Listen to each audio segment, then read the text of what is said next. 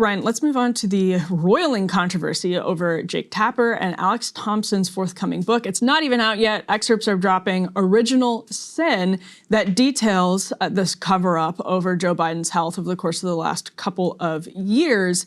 It is going crazy on, like, in political circles, in Dem circles. Just on the way here, I was listening to David Axelrod being questioned about it on NPR, and still trying to, you know, he's sort of blaming the Biden family and the people around Biden, which is interesting for David Axelrod, who, by the way, was one of the earlier voices expressing some concern. I think it was back in 2022, Axelrod was expressing some concern about it, which is why he never liked Biden. Never liked Biden. And I think this is some of the problems that we're going to get into with Tapper's, I guess, I would call it revisionist history. Maybe Ryan, I will talk a bit about that. Here's a clip of Tapper on his own network teasing one of the critical details in the book, which is that Biden staffers considered putting him in a wheelchair while he was president. In an excerpt published by Axios, that aides were privately discussing putting President Biden in a wheelchair for his second term because of his physical deterioration. Sources telling me and Alex Thompson, the Biden's team, thought it was, of course, politically untenable to have the president in a wheelchair during his reelection bid. They took steps to try to protect him in the images of his halting gait, including finding shorter walking paths, adding handrails to steps, using a smaller staircase to board Air Force One. Aides would also accompany Biden across the White House lawn to Marine One or from Marine One, not only to disguise what was going on, but in case he fell. President Biden's doctor, White House physician Kevin O'Connor, warned behind the scenes that if Biden had one more serious fall, he might need to be in a wheelchair for his recovery. Dr. O'Connor had long worried about the toll the job had taken on Biden's health and joked behind the scenes that Biden staff members were trying to kill him while he was trying to keep him alive. The New Yorker published a very long excerpt of the book yesterday that included some quotes from David Pluff, George Clooney, and Jon Favreau. And if we start with Pluff, we can put this up. This is E3. Pluff, speaking actually, Ryan, of Obama advisors that really never got on the Biden train, at least maybe behind closed doors at the time. Pluff says in this book, quote, "We got so screwed by Biden as a party," and just said it was, he's just going off basically on how Biden was, would you say, I think the implication is selfishly runs for president, and Pluff seems to have always been irked by it, but it seems also like we're getting most of this from a book being published a year after the presidency. Well, a lot of these Obama boys really never liked Biden. Yeah, he says he totally fucked us, and it's all Biden. Yeah, but they didn't like him from the very beginning. Like, they picked, it was either him or Evan Bayh, if you remember, Evan, because they wanted... Didn't they consider Joe Lieberman at one point? No, that was McCain. That was the McCain campaign. Right, yes. They wanted a white, right-leaning, like a white conservative, who would appeal to working-class whites in 2008, who were afraid of having a black president. Like, that was the rationale. And so it was a DEI pick. It was a diversity pick. They only considered white men. These are, like, nobody would dispute any of this. Yep. And because of, I guess, the caliber of the candidates, it was down to like Biden and Bayh, and they went with Biden, and they then made it very difficult for him to run in 2016, such that he did not end up pulling the trigger.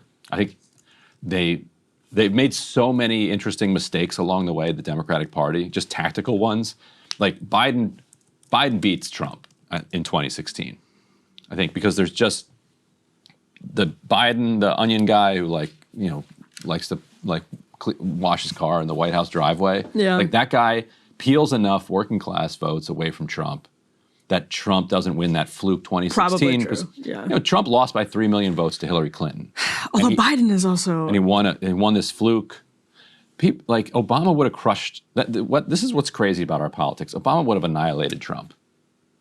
Probably. Like, Obama would probably still be president if it weren't for term limits, which is amazing. Like, all of this political chaos we've had, because you know, Obama can't run for re-election. I'm not an Obama fan.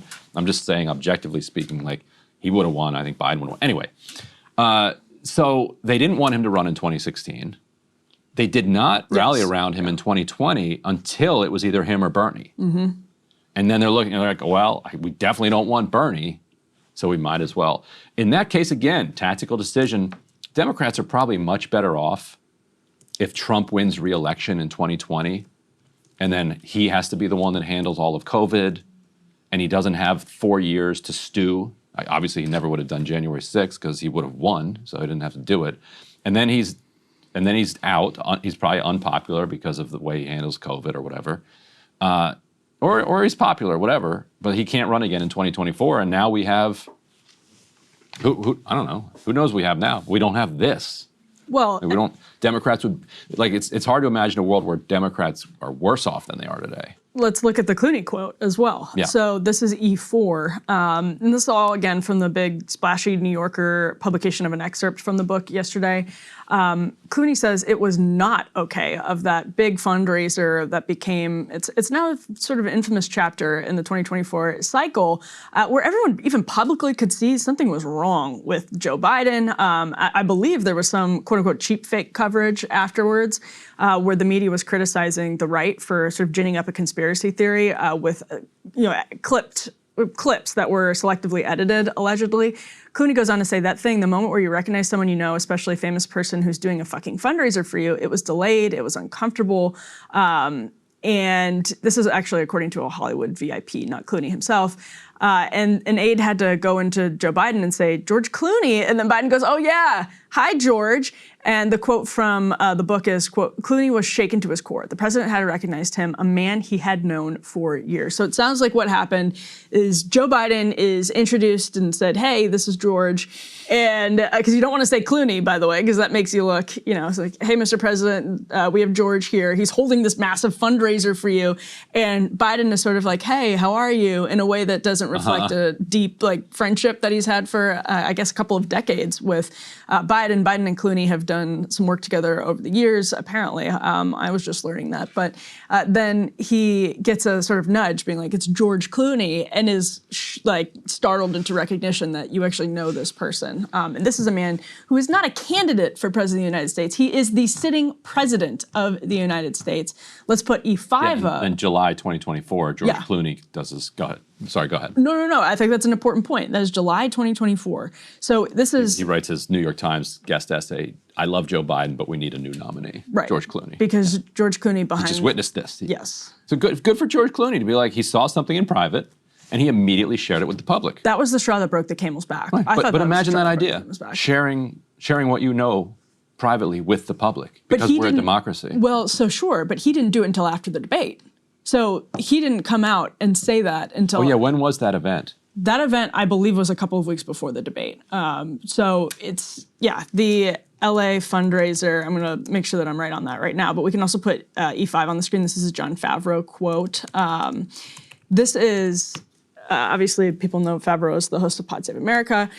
This is from the book. This is how they describe it, with Favreau obviously being the source. That night, to Favreau, Biden seemed to have aged 50 years and 16 months. This is when he met up with Biden. He was incoherent. His stories were meandering and confusing. Something about Iraq? What exactly was the point of this? He told one story twice. After the president left the group, Favreau asked a staffer about his demeanor. Oh, no big deal, the staffer said. The president must have been tired. It was nighttime at the end of a long week. This is, again, the sitting president of the United States. It was nighttime at the end of a long week. And I think Dave Weigel made a really good point. He says the Favreau anecdote, which shows a sharp Biden in 2022 and a lost Biden in 2024, is the emerging Dem conventional wisdom, basically that he started fading badly after the midterms, not unrelated to Hunter's trouble. I just want to say, I agree that this is the emerging Dem conventional wisdom. It feels like a concerted effort to rewrite history, and it is utter bullshit. You can go back to 2019.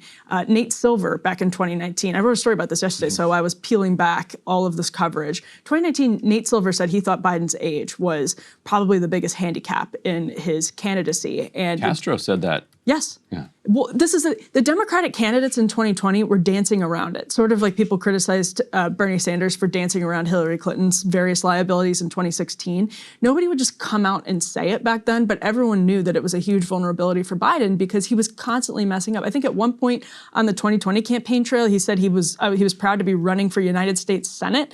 I mean, he had some real eye-popping gaffes that were obviously, I think, age-related, and it's subjective, but obviously age-related. August 2019, quote, this is in The Hill, Biden has a tendency to make blunders late in the day, his allies say. His allies. This was Jamal Bowie in 2019. Did I hallucinate last night? Because the Biden I saw was meandering and visibly tired by the end of a debate. He was acting weird back then. I was just looking at September 29th, my article about his debate performance calls him, quote, staggeringly incoherent. Yep. This is 2019. 2019. Yeah. And to be clear, that June 15th fundraiser we were just talking about, that is before the debate. And Clooney writes his New York Times op-ed after the debate, which I do think is just like, is cowardly. Maybe people at the time thought that they were better off expressing this through private channels. There's perhaps an argument to be made for that. But I think that argument is much more reasonable if you're just talking about a candidate. You're not talking about the sitting president of the United States who is running for re-election. So there's all kinds of frustrating stuff going on here. This is Chuck Schumer, E6. Chuck Schumer is now, and a lot of prominent Democrats are going to continue to get questions about it. And just before we tee this up, Casey Hunt is talking to Chuck Schumer on CNN here, and I love that she is now suddenly playing the role of a very aggressive journalist, and I love that Jake Tapper is doing the same thing. And Alex Thompson posted some clips of himself and Tapper asking critical questions about Biden's age and his mental capacity in the months and maybe the last couple of years, roughly, of the Biden presidency, when, to be fair to people like Jon Favreau, it did seem to be getting like precipitously worse. But it started from a low point already. All that is to say, yeah, I mean, I think this is one of those times where it's suddenly really easy because Biden is out of power, his family is out of power, to lean into this narrative and bolster your sort of tough bipartisan journalistic bona fides. But to me, it just means so little, given that there was a significant 25th Amendment conversation to be had for, I would say, like literally every year of the Biden presidency, day in and day out. This is the sitting president of the United States. Nobody talked about it until he was back on the ballot. There was a freaking primary that could have been dramatically different. There could have actually been a competitive Democratic primary if the media was asking DNC leaders, was asking Chuck Schumer serious questions about this all of the time, not just every once in a while. So here's Casey Hunt talking to Chuck Schumer yesterday. You sat next to Biden in the Oval Office February 27th, 2024, just a handful of months before the president took that debate stage. And it was later reported that you and other Democratic leaders were talking before the debate about having a plan. You and Hakeem Jeffries, Nancy Pelosi, Barack Obama. I understand you later denied that that ever happened. But I am curious, I'm interested to know whether the man that you saw sitting there on that couch on that day, you were in there, you saw him up close and personal. Did you really not have any idea that he was not fit to serve a second term? Casey, we're looking forward. We have the largest Medicaid cut in front of us. We have the whole federal government at risk. You're facing all of this because you lost a presidential election. And is that not Joe Biden's responsibility for deciding to run again? We're looking forward. That's it? That's it. Okay, Ryan, here's Jake Tapper in 2023. He was talking to Franklin Foer, who had just written that book about Joe Biden. Foer claimed that Biden would pass a, quote, mental acuity test. And Tapper goes, right, he's sharp mentally. I think the question is physical, right? More so. This is 2023. He said in 2024, he said of Biden's memory while talking to Adam Schiff, it doesn't seem great. It's not horrible. He does have issues here and there. It's not disqualifying, but he does have some memory issues. It's just, again, he's asking Schiff some tough questions in that interview, but had to couch it in that way because people were terrified of the White House. Their access was being threatened, significantly being threatened. The Wall Street Journal published a piece about that in June of 2024, and it's just crazy we look back on that piece as an exception. Should have been, again, coverage about that every single day. The commander-in-chief guy with the nuclear codes declining every day in front of us. And I'm almost sympathetic to the point Chuck Schumer makes now, saying we're moving forward, Casey. Right. Because guess what? It's easy for the media to litigate this now and to look tough. And I get why they're covering it now, because they can look tough. They can look like they're turning the screws to Democrats.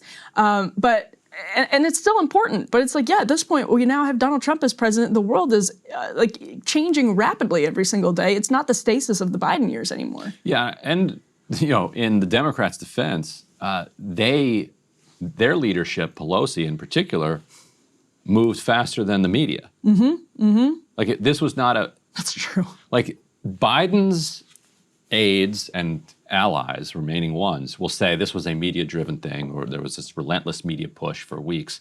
No, that's not right. It was a Pelosi-driven thing, and because Pelosi kept driving it, then the news media kept covering it. But the media followed Pelosi, and everything kind of followed the debate, where he, had a medical episode in front of the entire world. Yep. No, it's just really frustrating. The two pieces of revisionist history: one, that this somehow started in 2022, and two, that there were corners of the media that were really tough on this the entire time. Tapper said yesterday on CNN, he was asked by someone on the network who was giving him an interview about the book, why was all of this kept from the press, basically? And his answer was really interesting. The person who was talking to him was like, why didn't we hear more about this in the media? And Tapper says the bottom line is that the White House was lying not only to the press, not only to the public, but they were lying to their own cabinet. So he also says a lot of our sources wouldn't talk to us until after the election. Yeah, and that's totally true. But Yeah. you could see it in public. Yeah. Yes, like everyone saw it, and you were running stories about cheap fakes. There were bullshit videos circulating by Republicans, absolutely, but to blow it up into a big narrative is different than just covering the bullshit videos that were being selectively edited. They blew it up into a big thing, literally taking the White House's press points when they knew, because they were hearing off the record, that the White House was lying. Yeah. It's ridiculous, and I don't think anybody's falling for it. No. And if Breaking Points was the dominant news coverage of the world, nobody would have been surprised at all. We were covering it regularly. Again, it's one of those weird moments when the media's relationship with the Democratic Party's establishment actually hurts Democrats, because if there had been good coverage of this, if the press wasn't so scared of the White House and the DNC and Pelosi world, they would have, at the time, they would have been covering the story much differently, and there probably would have been a robust Democratic primary. Yeah, it should have been. There would have been a lot more pressure on Democrats to hold a serious primary process and to not mess with it. So, and for people to not just get in line. Yeah. And Biden to do a damn debate. He wouldn't even do a debate despite all of this. Hey, if you liked that video, don't forget to hit the like button and subscribe to Breaking Points. If you want to see the rest of Counterpoints, go to breakingpoints.com to become a premium member and get the full uncut show every morning in your inbox and on Spotify.